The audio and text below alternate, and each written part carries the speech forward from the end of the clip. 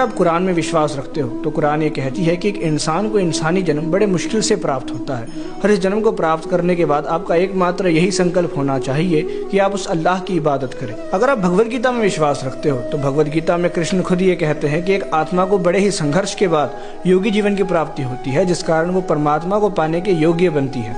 तो इस जन्म को व्यर्थ मत जाने दो। अगर आप गुरबाणी में विश्वास रखते हो तो कबीर जी कह रहे हैं, कबीर मानस जन्म दुलंभ है, होए ना 12 बार। मतलब इंसानी जन्म बहुत ज्यादा रेयर होता है, हर किसी को नहीं मिलता। आज हम लोग इंसान बन चुके हैं तो हमको इस इंसानी जीवन की वैल्यू नहीं है। जो बन फल पाके भोय गिरही बहर न लागह डार। कबीर जी कह रहे हैं कि इंसान का जन्म एक पके हुए फल जैसा है। जैसे एक पका हुआ फल टहनी से टूटकर गिर जाता है, अब चाहे वो जितनी मर्जी कोशिश कर ले वापस उस टहनी पर नहीं जा सकता। दूसरा, अगर उस फल को फिर से टहनी पर आना है तो उसे पहले खत्म होना होगा, फिर उसकी बीज बनेगी, बीज से पौधा बनेगा, पौधे से पेड़ बनेगा, फिर उस पेड़ पर एक टहनी होगी जिस पर एक फल आएगा। बहुत ही लंबा प्रोसेस है, राइट। वैसे ही ये इंसानी जन्म है। अगर आपने एक बार मौका खो दिया तो आप फिर से वही 84 लाख जून के साइकिल में फंस जाओगे, फिर से आपको 84 लाख जून भोगना पड़ेगा।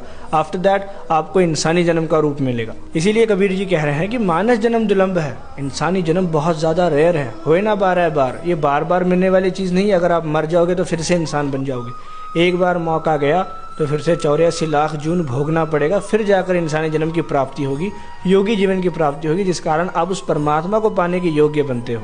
इसलिए हर धर्म ग्रंथ का यही कहना है कि उस अल्लाह की, उस भगवान की, उस परमेश्वर की, उस अकाल पुरख परमात्मा की प्राप्ति करने के लिए, भक्ति करने के लिए हमको योगी जीवन की प्राप्ति हुई है, इंसानी जन्म मिला है। इसको व्यर्थ मत जाने दो। पर हम लोग क्या कर रहे हैं?